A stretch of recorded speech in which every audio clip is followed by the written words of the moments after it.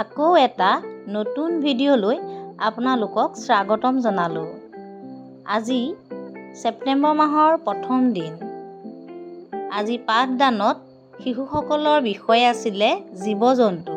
তাৰ ভিতৰত আমি ঘৰুৱা যিখিনি ঘৰচীয়া জীৱ-জন্তু ঘৰত পোহপাল দিওঁ তাৰ বিষয়ে আলোচনা কৰোঁতে শিশুসকলে বান্দৰক পোহনীয়া জন্তু বুলিয়েই আখ্যা দিছে, কিয়নো বান্দৰৰ ইমানেই প্ৰাদুৰ্ভাৱ বাঢ়ি গৈছে যে শিশুৱে ক'বলৈ বাধ্য হৈছে যে তাহাঁতৰ সাম্ৰাজ্য বিস্তাৰ দেখি সি এটা পোহনীয়া জন্তু।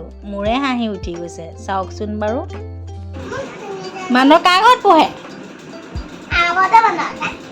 তোমালোকৰ ঘৰত থাকিলেও তোমালোকৰ ঘৰত পোহে নি? হা? কোনে পোহে বান্দৰ? বান্দৰ নোপোহে নহয়, বান্দৰ হাবিত থাকে।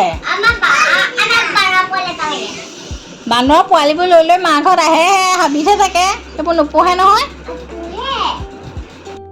মৰিমাই কোৱাচোন, তুমি তোমালোকৰ ঘৰত পোহা জীৱ-জন্তু কি দেখিছা? ঘৰত পোহা তাৰমানে জন্তু চাৰিটা যে ঠেং আছে, তেনেকুৱা জন্তুৰ নাম কোৱা।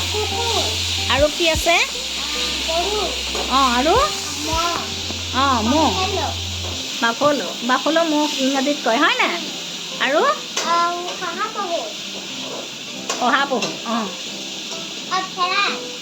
ভেড়া, ভাল ছোৱালী।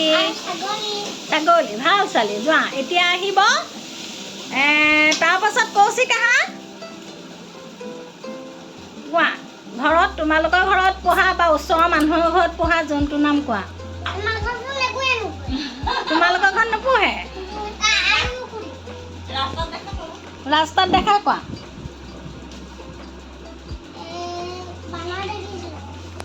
বান্দৰ দেখিছা? বান্দৰটো হেৰি বনৰীয়াহে। ৰ'বা, আমাক ৰাস্তাত দেখা কোৱা মানে দেখিছোঁ মানে ঘৰত মানুহে পোহা জন্তু ৰাস্তাত যে দেখিছা সেইটো সুধিছোঁ।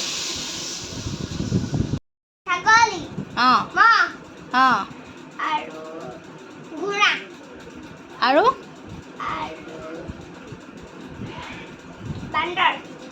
বান্দৰটো ঘৰচীয়া নি? বান্দৰ কাৰ ঘৰত পোহে? তোমালোকৰ ঘৰত থাকিলেও তোমালোকৰ ঘৰত পোহে নি? হা? কোনে পোহে বান্দৰ?